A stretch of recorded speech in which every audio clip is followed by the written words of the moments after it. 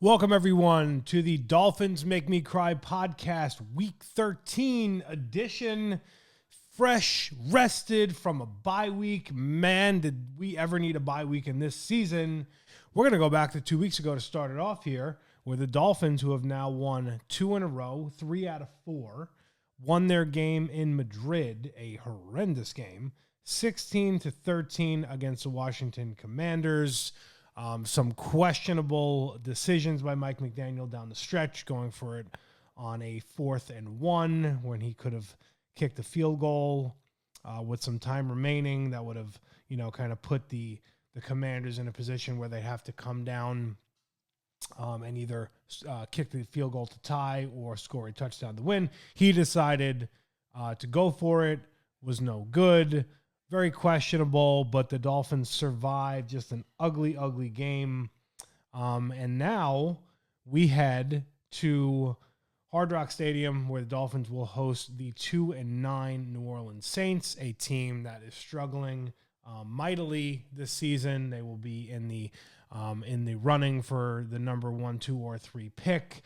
And this is where it's amazing how no matter how these seasons go, as we get into that December month, as we have, 6 games left here, the Dolphins find themselves, quote unquote, in the hunt at 4-7. There's been some, teams that have been dropping off here. Kansas City losing on Thanksgiving, dropping to 6-6. Baltimore back into the pack. So there's been some things here that have worked to the quote unquote Dolphins' favor. And the reality is the Dolphins would have to run the table. Winning 6 in a row to go 10-7, probably still need help. You probably potentially could make it at 9-8 with 1 loss, but you would need an abundance of help at that point. A lot of things to happen. To me, way too early to even think or talk about that. But what you think about is the seasons that we've had where they've had a bad start and then they have that, call it, that December where they can put it all together when it doesn't matter, quote unquote, versus the years where they have a strong start and then they collapse in December. You think back to 2021 where they won the 7 games in a row. You think back to last year where they started 2-6, got themselves to 8-8 before losing that last game to the Jets. We are a long ways away, but you start to, at least when you're thinking about this season and you're thinking the way, I'm thinking as a fan, what can we do here? Can we do something that's never been done, but it's very, very hard to do? Obviously, there's lots of decisions moving forward that are going to hang in the balance as to how this season ends for next season. We've talked about Tua, the contract, Mike McDaniel, will he be coming back? Chip Kelly, the interim general manager, are they going to run it back? All of those things are going to ride on this 6 games. And if I'm a betting man, what the Dolphins are going to do because they do this. They're going to tease us. So what does everybody sit here and say? Oh, you're going to win these next 2. You're going to beat the Saints. You're going to beat the Jets next week on the road in the cold. You're going to get to 6-7. Maybe you're then going to go to Pittsburgh in the Monday night game. They're reeling a little bit. Get yourself to 7-7. To me, you have a long way to get to all of these things. But here's the positive. The positive is this is one of the first Decembers that I can remember that they actually had their entire 53-man roster practice where everybody's healthy. They obviously come off this late bye with this Madrid game that they did not look good and did not look crisp, but they are relatively healthy outside of the guys who were on IR. And to that point, I'm talking IR from the beginning of the year, where you had Austin Jackson and James Daniels get hurt on your line, your entire side of your line, your right side of your line. You're going to get Austin Jackson back tomorrow. James Daniels, I don't know if he's going to play again this year. He's not practiced. You haven't really heard anything. I'm sure they're holding out hope. I'm sure if they continue to win a couple games here, they're going to try and push the envelope. But you've not heard anything in the media that he's practiced or anything. So I would not hold out hope for him. But you're going to get Darren Waller active tomorrow. We all remember what he meant to the team, in the limited time we saw him the Jet game, early in the Panthers game before he then got hurt the following week. And I will tell you this, Where this team goes, to me, will be, can they get any production out of a third person, a third weapon? Because when you watch these games, what they've done, which is astonishing when myself and others have screamed about the run game, ever since Tyreek Hill got hurt and you essentially had to quote unquote change your offensive philosophy, it has been a downhill running team. Obviously, A-Chain has been incredible. Still haven't gotten a lot out of some of the other guys. You've had some spots, Ollie Gordon, very little out of Jalen Wright. But you've become a run-first team, which to me, if you would have done that to begin with this season and you would have gotten lucky on Tyreek, we'd be having different conversations offensively, because to me, then Tua would not sit here with whatever he's got, 11 interceptions, because you've had to force the issue in a lot of these games. You get behind, you're not running the ball, then you abandon it. And then when this team has to become a Tua's got to bail you out pass game team, you're going to have picks galore. And that's why you have these, roller coaster rides of offensive games. 34 points against Atlanta, 6 against Baltimore, whatever it was against Buffalo, 30 points against Buffalo, whatever it was. And then, last week going down to 13 and struggling. The run game, to me, if anything's going to quote unquote save them to get them into this position to even have a striker's chance as we come down the stretch, it's continuing this run game. But to me, there's a couple of things. One, they have to get more production out of Ollie Gordon. They have to get production out of Jalen Wright. You cannot run A-Chain into the ground, because the minute he gets hurt, knock on wood, he does not, the offense is going to go bam, goodbye. Secondly, Jalen Waddle is the only offensive passing weapon who can stretch the field currently. They literally are getting nothing out of anybody else, and it was insanely evident in that Commanders game. And anybody who thinks this run is coming, my trepidation is that right there. That, yes, okay, we know we can run here, and we know we're going to lean on that, great, barring A-Chain's obviously healthy. And we know Waddle, for the most part, is going to be pretty good, although he had a couple drops against the Commanders. Not a great game for him. But overall, since Tyreek's went down, he's been productive. But thirdly here, who's the third target? Can Darren Waller come back now and stretch the field and be that third weapon that could really take this team offensively to be that consistent 27-plus point a game offense that we need them to be? If not, to me, the run will not happen. Some of these games like this week and next, yeah, you'll probably win them, let's say, because you're just playing teams that, I hate to even, it's funny to even think teams are worse than you, but when they have 2 wins and you have 4, so you are slightly better and also in statistical categories. But can this team find something else that's going to scare teams? I mean, when you look back to the Panther game, when you look back to that Jet game, what Waller did, and then, of course, it was just very limited, whether that's because of they didn't think his conditioning was there, whether that was because they don't think he knows the playbook. You have to have specific packages for this guy because he can legitimately stretch the field. And could we maybe have a miracle of getting more out of Malik Washington and something out of Nick Westbrook-Akine, and then obviously you sprinkle in some of these other tight ends here and there? That's what's needed here, in addition to this dominant downhill run game, using Brunskill as the sixth lineman, doing some of the creative things that they're doing, Ingold as a blocker, being able to run the ball as a run-first team. Can that lead them to a down the stretch, win 4, win 5, win 6? We will see. Now, on the defensive side of the ball, they've really stepped up. And I'm not really too shocked because I think Anthony Weaver, I've said it all along, is a good coach. He's obviously working with kind of, certainly a limited secondary, although they've gotten a lot out of a lot of guys. It's a shame. Brents went down, looked like a solid player. Obviously, his issue is injuries in general, second-round pick. So he goes out for the year. But another rookie, Dante Trader, getting a lot out of. You obviously Jack Jones, who has all the physical ability. It just seems like there's something not always right upstairs.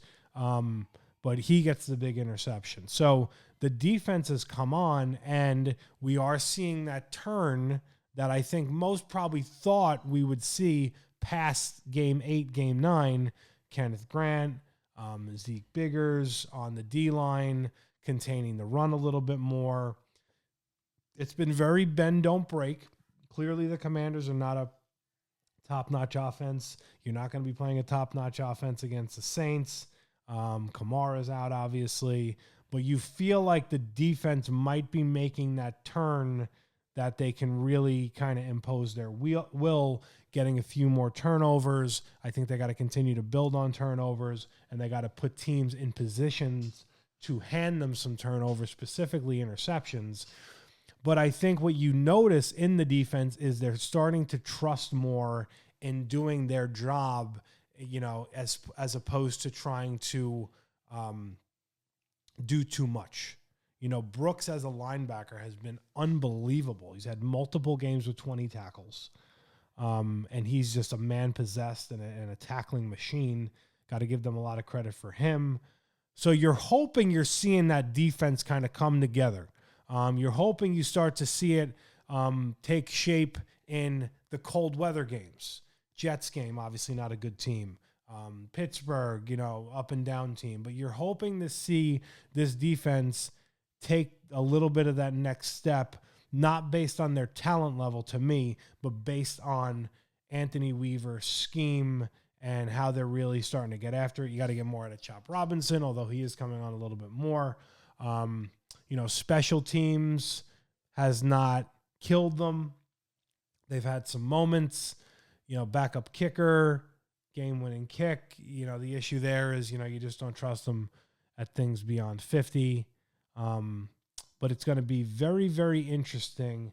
And this is where, when you think about it, you say to yourself, when you look at this season, when you look at this team, we know the deficiencies, the talent, the lack thereof. You look at the schedule, and again, it's a weird year, and anybody can beat anybody. And look, the fact that they beat the Bills, I'm still shocked, even though the Bills have their troubles. You just wonder here, can they start to elevate and actually play like, the perfect scenario team a lot of people thought. A lot of people kind of going into this year said, hey, they're probably an 8 or 9 win team, maybe 9, if everything breaks right? If everything, because just from a talent perspective. Can they be in that realm? Now, again, there's a lot of delusion out there, and there's a lot of delusional Dolphin fans that the minute they do anything, they think, they're going to go run things off. And last week was not impressive by any stretch. They won a game they probably should have lost. Now they've lost a lot of games they probably should have won this year. And now you had that bye, you get healthy, you got that 53-man roster ready to go. Now what I have to see is off this bye is the execution there. You're hearing a lot of stuff about guys staying later at practice, and there's a lot of, a lot more execution things being focused on. You wonder why that wasn't focused on earlier, but we are where we are. You have this game with the Saints. The schedule you have ahead of you. Jets, Steelers Monday night. You got Cincinnati, which will probably get flexed into a day game as opposed to a Sunday night game. You have, obviously Tampa, who's got Mayfield hurt, and you got the Patriots, who are probably going to have, 14 wins by the time you play them in the last game of the season. So it's going to be very interesting, and it's very telling for where the organization will go with Mike McDaniel. And, I've said my piece on it. I've wanted him fired for a long time. I can see why they would have, but I also can see now why they wouldn't.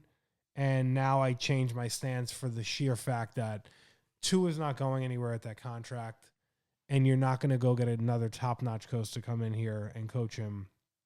You might as well just let it ride, see where we end up this year, let it ride next year, and then you see if it doesn't pan out like it probably won't, then you probably make the move. You can make a lot of arguments for and against, rip the Band-Aid off now with McDaniel, but I just think people don't think of that ramification with Tua in his contract, him not being able to really realistically go anywhere unless they want to be in real cap hell, and what type of coach wants to come in here with that, because it's a very untenable situation to come in with a massive cap hit and no quarterback and expect to be anything, any type of successful in a league that is not patient at all anymore whatsoever. So it's going to be very, very interesting here down the stretch to see how this team, how this coach, how all the swirling and the pressures and the this and that, how they are going to handle it.